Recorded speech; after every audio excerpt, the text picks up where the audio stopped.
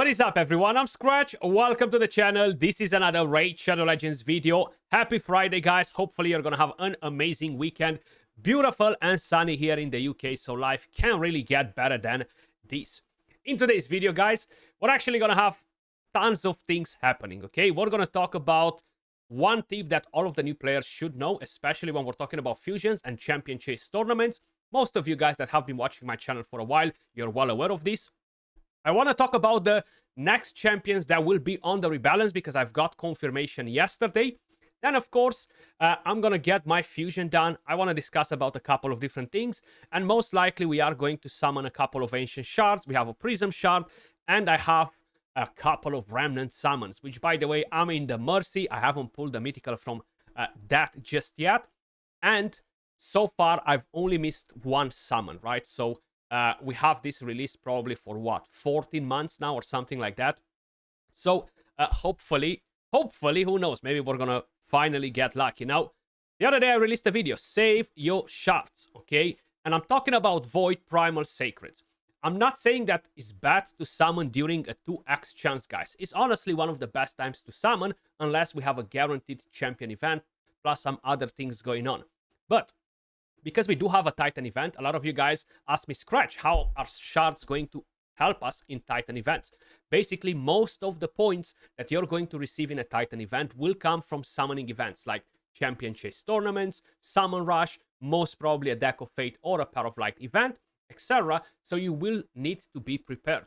Now, the ancient shards are the most insignificant shards that you can use in events. They are great for champion chase tournaments. And as I've mentioned in that video, if you need to get the champion chase tournament done to complete a fusion, hell, go and open the shards. Of course you're going to go and open the shards because you need a champion. That's the whole point of it. If you don't get a champion, it's no point to stress about the Titan event that's coming with a 5-star soul for Fabian because you don't have the champion. So you need to get the fusion done first. But personally, I will skip the 2x on Voids, I will skip the 2x on Sacreds, and that's mainly because these events happen every second week. These events are not rare, it's not something out of this world when it happens. Yes, it is pretty rare to have 2x on all of the 3 type of shards at the same time. But other than that, you're not missing out on anything because in 2 weeks, you're going to have another 2x on a different shard. And 2 weeks after, another 2x. So you have plenty of time to chill with your shards, guys. There is no rush with all of this, okay? Now, before we dive into opening the shards and doing my fusion, I just quickly want to show you something, right? So, before we get to that part, right here, Plarium confirmed it on their socials. Then, somebody sent me this. Big shout out to Battery. Basically, they confirmed this on their social. Hey there, we have quite a long list of rebalances planned. I can't reveal them all just yet, but the closest rebalance should feature Ashnar, Dragon Soul, and Wurlim Frost King as the next champions that are getting buffed. Now, initially, I was a bit skeptical about it because I've heard no official confirmation, but then I checked with the community manager and this was confirmed. The next buff, it will happen to Ashnar and Wurlim. Now, hopefully, this should bring in some good news, okay? Ashnar is just not great as a champion. Hopefully, they're going to basically rework a bit his entire kit and get that God tier treatment, okay? I do have the champion. The better he gets, the better I'll feel about it, to be honest. So, I'm looking forward to see what they have planned in store for him. He definitely needs some love. Then we have Wurlim Frost King. Wurlim Frost King got probably, I don't know, 1, 2, 3, 4, 2,000 buffs by now. I actually lost track. As he is right now, he's not the worst champion in the game. He's not the best Void in the game. We definitely have different Void champions that might not feel as decent as him, but there isn't really a place for him in the game. Personally, I'm not really using him anywhere whatsoever, right? So I'm definitely looking forward to see what sort of a buff they are going to give him, right? He buffs the team, deals a bit of damage, some debuffs, but nothing crazy. Maybe give him a passive, maybe up his damage. He's a defense-based champion. He doesn't really do a lot of damage. If you're not planning to make him a damage dealer, at least make him offer us some crazy good support in some areas, right? I feel like that would be pretty important. So these are the next 2 champions on the list, most likely in April. Then, I just want to say, guys, if you haven't subscribed to my God Force channel just yet, I will leave the link for you guys in the pinned comment. Basically, I'm trying to get this channel to at least 1,000 subscribers by the time the beta is getting released. So I would really, really appreciate if you go and subscribe to the channel, especially if you are interested in Godforge, if you want to keep up to date with news and, of course, guides once the beta is released. Plus, they've released the official trailer, guys. And my God, top quality. That's all I have to say. The music, everything else in it. Feel free to go and check out that video. But leaving all that on the side, let's head over back to Raid Shadow Legends. So, what we want to do, guys, the tip that I promised to give you. Try to save all of the prism crystals whenever we have an event. You're going to probably complete the Sand Devil's Necropolis tournament. You're going to get 43 crystals, which is the equivalent of a summon. If you have Remnant crystals, save them as well. Then, do not fuse the epic champions before a champion chase tournament. This should be the #1 rule that you guys will start applying from here on. As you guys can probably notice, I have one of the epic champions that I've got from the Summon Rush, but then I have all of my epics waiting to give me points in the champion chase tournament. Now, last time when I talked about it, I've made a mistake. This is a Void Epic, 350 points. I was a bit brain dead at the moment, and I forgot that this is a Void Epic champion. So from here alone, we're going to get over 1,000 points for the champion chase tournament. Not to mention that we can actually go in, level up the epics, right? And then go and do the legendary too. But most likely, you're not going to be in the same situation as me, and you are looking to get the rare before you can get to the legendary. But the main thing is, even if you are in that situation, you will still benefit from fusing the legendary during this, because you're going to get more points in the champion chase tournament, and maybe you're going to get closer to get that legendary book from there or something else that will be really, really beneficial. If not, you can wait, of course, for a champion training event tournament. That will help you as well to accumulate some points in there. And of course, claim some additional rewards. It's very important to make the most out of everything in game, to try and time everything, because you're just accumulating rewards while you're just playing the game. So right now I've got 1,050 points just from here. If you have different fusions like Rally Keepers, now is the moment to basically use them for the champion chase tournaments.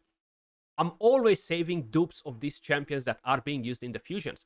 And it's the same for the Broadma. Hell, for Broadma, I'm even going and saving the uncommons, guys, to be able to fuse more of this one. Because for whatever reason, it drops the rarest on my account, right? So I should be able to get a few fusions done for Broadma as well. And guess what? This is another 350 points. So I just wanted to kind of like pinpoint that. We have this anniversary summoning pool. We have some decent epic champions in here. A lot of them being used for the Mikage fusion by the looks of it. I would love a legendary. If I would get an Armance from here, I would be like, whoa, super pumped. If I would get an Ancora, once again, super pumped. Or hell, even a Harima, right? But Skratch, forget about your dreams. Let's get an epic champion and move over to the Remnant summons, okay? There we go, as expected.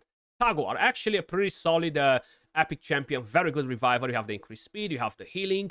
One of the best epic revivers in the game, to be honest with you guys. Then, Remnant summons. This is my pain right here. I wish this would actually track the Mercy and show you exactly where you are with the Mercy. I'm 1,000,000% in the Mercy, and once you start hitting the Mercy, with every summon is going to go up by 1%. Which means that I could still be here for the next 3 years without a mythical champion, okay? Is that a good Mercy? I can literally be in here for another year without pulling a mythical champion, because the chance just goes up 1%. So 2.5, 3.5, 4.5, 5.5, 6.5. And if you're extremely unlucky, my god, you can actually get all the way to hell and back. So 2 epics from here. Let's build up that Mercy even more. 500 points from there as well for the champion chase. We're going to open these ancient shards as well. And most likely I will do the Fabian fusion too. I don't really need the rare from the fusion, to be honest with you guys. But at least it will get me in some more rewards, most likely. And considering that I don't need to do any champion training tournaments, for the fusion. I'm trying to stay away from them when they're not related to fusions or give some crazy rewards, because I just don't really have what champions to 6-star on my account other than just make food. So that's what I'm usually doing in events, champion training events and tournaments. I'm just making food, prepping 5-star chickens over and over and over again most of the time. Every now and then when I get a new champion, of course, I'm basically 6-starring it, but that's about it. So we got a Dart the Hungerer. Who knows? Maybe we're going to get a legendary. It is a 2x at the end of the day. We got a Captain Temila right there, 580 points. And what else we have in here? Come on. Come on. Oh, we got a legendary. Who do we have? Mashaled. Okay, I'll definitely take that. I don't think I have him at +4 just yet, so I'm actually pretty pumped for Mr. My Salad, okay? Mashaled, let's go. We got a legendary, guys. I was not expecting it, but either way, he's still a strong champion, to be honest. Very good for the Hydra clan boss, especially if you have a 6-star Crushing Rend on him, or maybe not necessarily a Crushing Rend anymore. If you have a 6-star Nature Threat, it might benefit you more, especially if you have the Great Hall maxed, if not Crushing Rend. I like that he self-buffs, increase speed, increase crit damage on all of the team, then True Fear and Leech on the enemies, grants an extra turn, deals pretty good damage as well, attacks one enemy, and you have the heal reduction, the continuous heal. Damage increases by 50% against targets that have no buffs, which is really good for the Hydra, but mainly the A1 will become an AoE when they are under Leech. So he can put in some serious work. A lot of people want to try Mashaled with Fabian in content, right? Because he already brings the fear. He has an attack aura for dungeons, which is not that great, to be honest, the attack aura for him. But either way, we managed to get all of this done, and I don't remember having a champion training tournament starting or event.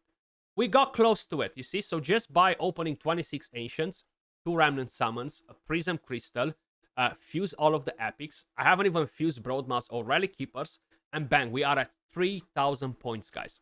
So that's actually pretty solid. Not to mention that I could always go and fuse some legendary champions, for example. Like I have all of this saved up right here. Let me know in the comments down below how close are you to get Ambris, guys. I'm only on 89 fragments. So I have Bells, Chromax, Gronjar, Timid, and Mod. I finally got freaking Mod. So I'm looking forward to fuse her, but probably I'll wait a little bit. Maybe I will fuse her during the Titan event champion chase tournament and build her after, because I will need to get more points in there, but that's another 500 points.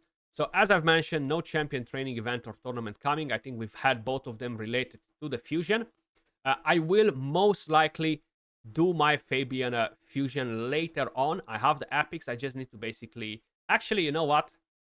Hell with that. Let's just get it done. Let's just get it done. Upgrade rank. Let's use some of these chickens. And do I have enough? Oof. I'll be running out of pots.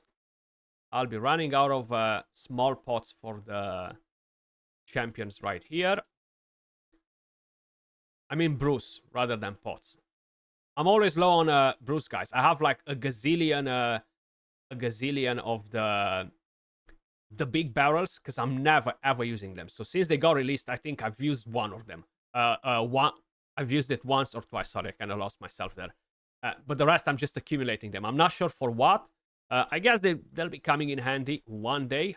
But at the moment, not really.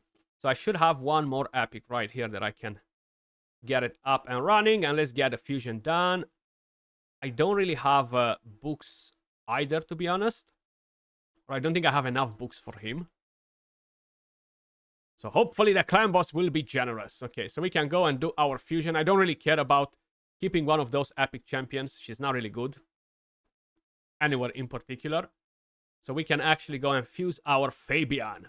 And then I'm going to get the masteries done on him. But as I showed you in the previous video, I feel like one of the best builds for him, guys, will be either Pinpoint, either Feral.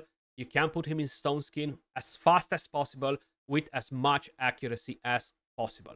And this skill is really, really strong. I honestly really like his kit. And I have a feeling that a lot of people will be using him in Arena, especially Live Arena. So there we go. We collected this rare, which will be used as a as a chicken, but if I was getting lucky with a mythical, I would have had a legendary book from here, right? Either way, guys, that was all for this video. I just wanted to share a couple of things with you, and most likely we're going to have a raid digest later on talking about what's next in raid, which, by the way, let me know in the comments down below, what are you the most excited for? Faction Wars hard mode, expansion to the siege mode, which most likely is going to be a mess. Better glyphs, that's one of the main things. New mythical champion. We have the community things coming as well, which will give us a free legendary relic. Tons of things happening in the next couple of months. As usual, appreciate all of you guys watching. Much love, and I'll catch you all in the next video. Peace.